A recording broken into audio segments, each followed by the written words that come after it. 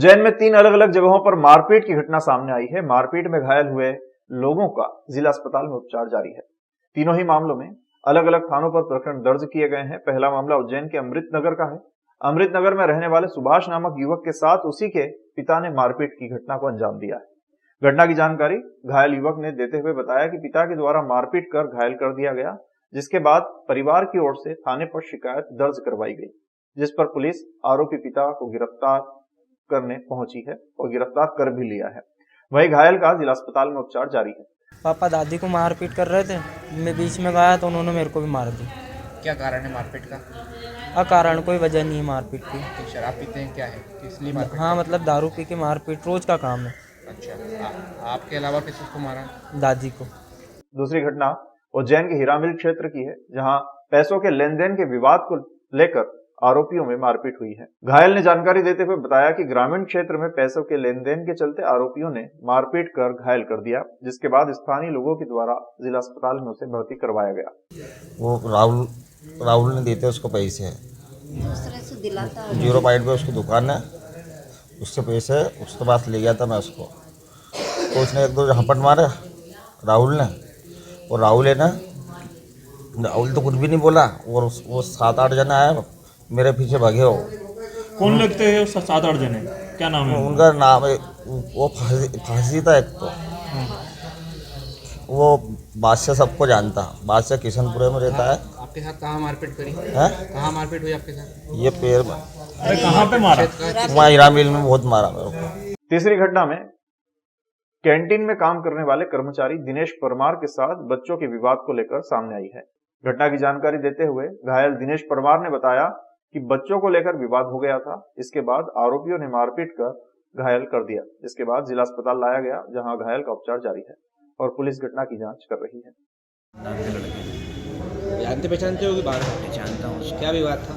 कोई विवाद नहीं, हम बातचीत कर रहे थे। ऐसे मेरा लड़का है, तो मेरे भाई के पास रहता है, उसके के पास में, तो बोले तेरे लड़के को तो संभाल। मैंने कि भाई तेरे को क्या दिक्कत है? इसके चक्कर में मुझे धक्का मार देते, टाँके आए, मुझे कान फट गया। आपसी विवाद हो गया था? हाँ।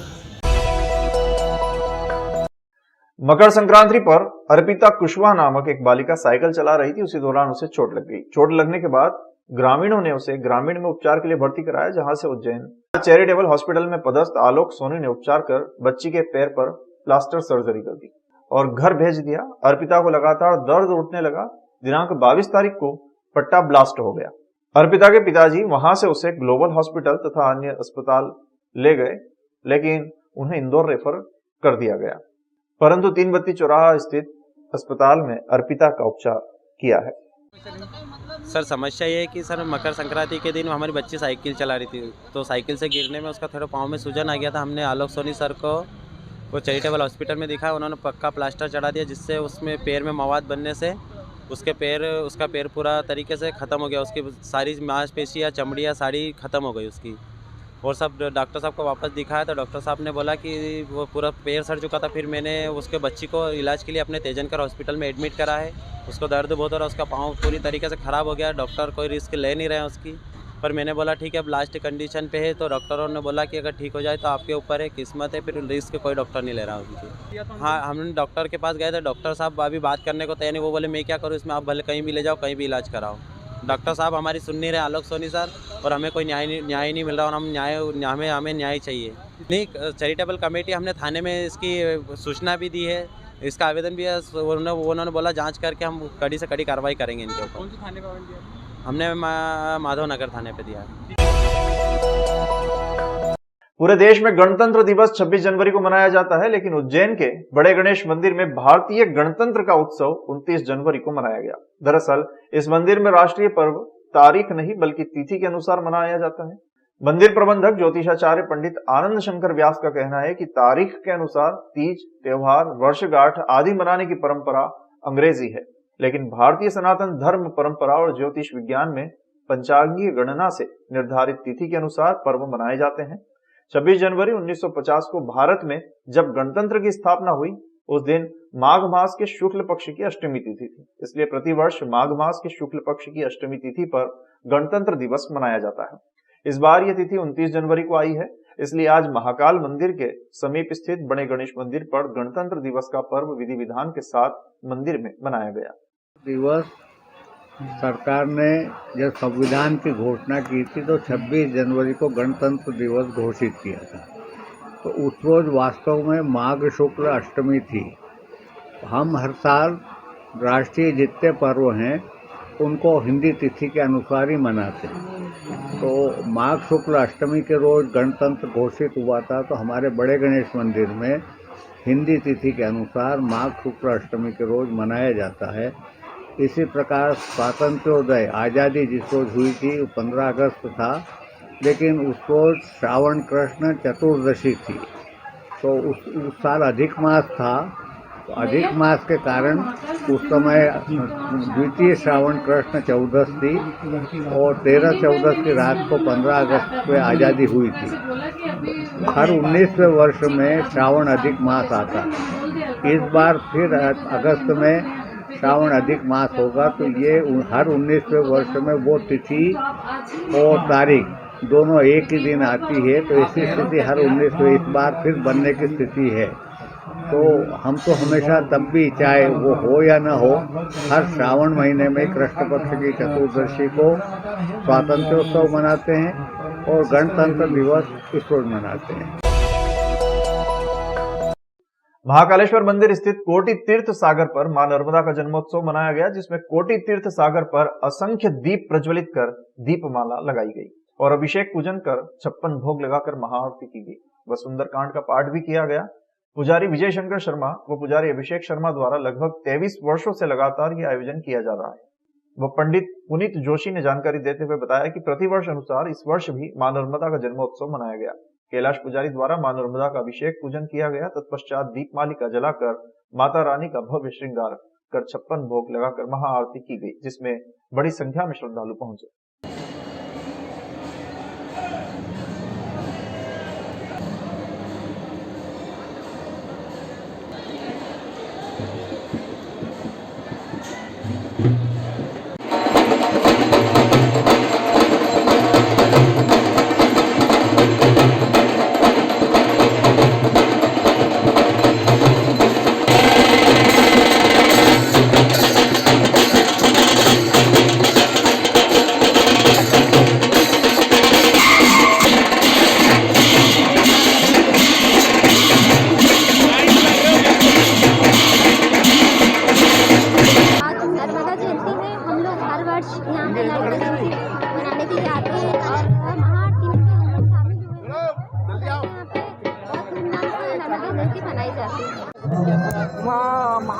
बाबा श्री महाकालेश्वर के प्रांगण में स्थित कोटि तीर्थ में समस्त तीर्थों का जल समाहित बताया जाता है। इसी दौरान नर्मदा जयंती महोत्सव को समस्त पुजारियों पुरोहित परिवार के द्वारा माई के निमित्त 5100 दीपक पश्चात महाआरती की जाती है।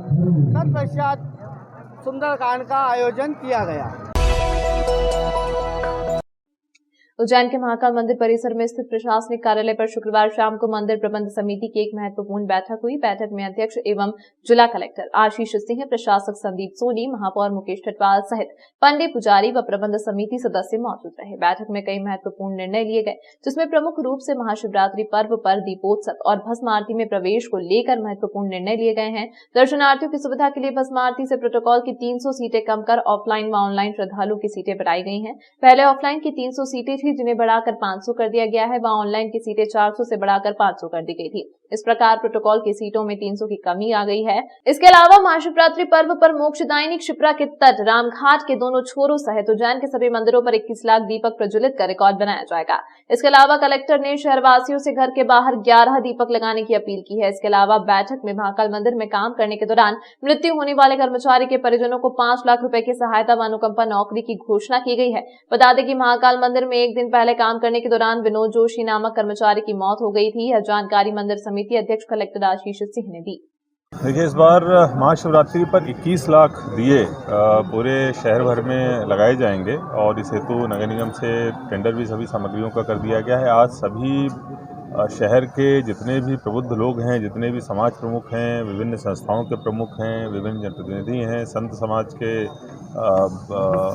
जो गणमान्य लोग हैं, उनको सबको बुलाया गया था। और पिछली बार जैसा कार्यक्रम हुआ था उससे और अधिक भव्य स्वरूप में इस बार कार्यक्रम मनाया जाएगा। माननीय मुख्यमंत्री जी की जैसी मंशा है कि इस कार्यक्रम के माध्यम से उज्जैन को विश्व पटल के मानचित्र पर एक और ज़्यादा सशक्त तरीके से पर्यटक केंद्र के रूप में स्थापित किया जाए।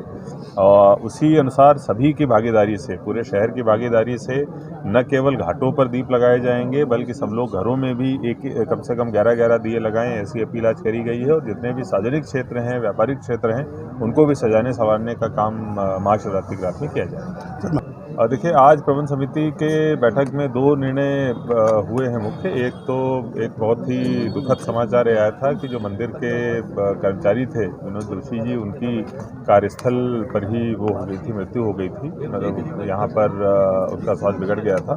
तो उसके लिए प्रबंध समिति की तरफ से 5 लाख रुपए उनके परिवार को आर्थिक सहायता के रूप में और प्लस आउटसोर्सिंग के माध्यम से उनके जो परिवार के लोग हैं उनको वो नौकरी उपलब्ध कराई जाएगी। अग्रवाल सोशल ग्रुप द्वारा स्वतंत्रता संग्राम सेनानी पंजाब केसरी लाला लाजपत राय की 158वीं जयंती मनाई गई। संस्था संयोजक विजय मित्तल, सिद्धू भैया, अध्यक्ष राकेश बजाज ने बताया कि अग्रवाल समाज की नई पीढ़ी को शेर पंजाब लाला लाजपत राय के कार्यों से प्रेरणा मिले, इस उद्देश्य से उक्त आयोजन किया गया। इंदौर रोड स्थित एक होटल में आयोजित कार्यक्रम के मुख्य अतिथि अग्रवाल ने लाला लाजपत राय के जीवन पर विचार व्यक्त किए। मुख्य वक्ता के रूप में डॉक्टर विमल गर्ग, कमलेश मित्तल, ओपी गर्ग, मिथिलेश गर्ग, शारदा मित्तल, राधा अग्रवाल, अनिल गोयल इंजीनियर मौजूद रहे, जिन्होंने लाला लाजपत राय के जीवन पर उद्बोधन दिया। बता दें कि लाला लाजपत राय जी का जन्म 28 जनवरी 1865 को पंजाब के दूधी के गांव में हुआ था। लाला जी के पिताजी का नाम मुंशी राधा कृष्ण अग्रवाल व माता का नाम गुलाब देवी अग्रवाल था। लाला जी पेशे से एक लेखक व वकील थे। वो महान स्वतंत्रता संग्राम सेनानी थे। उन्हें पंजाब केसरी के नाम से भी जाना जाता था।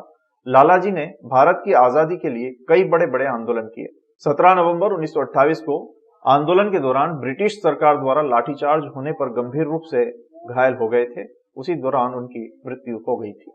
जैसा कि हम सभी को विदित है कि पंजाब केसरी स्वतंत्र वीर लाला लाजपत राय एक महान योद्धा, न केवल महान योद्धा ही थे, वो हमारे गौरव, अग्रवाल समाज के गौरव भी थे।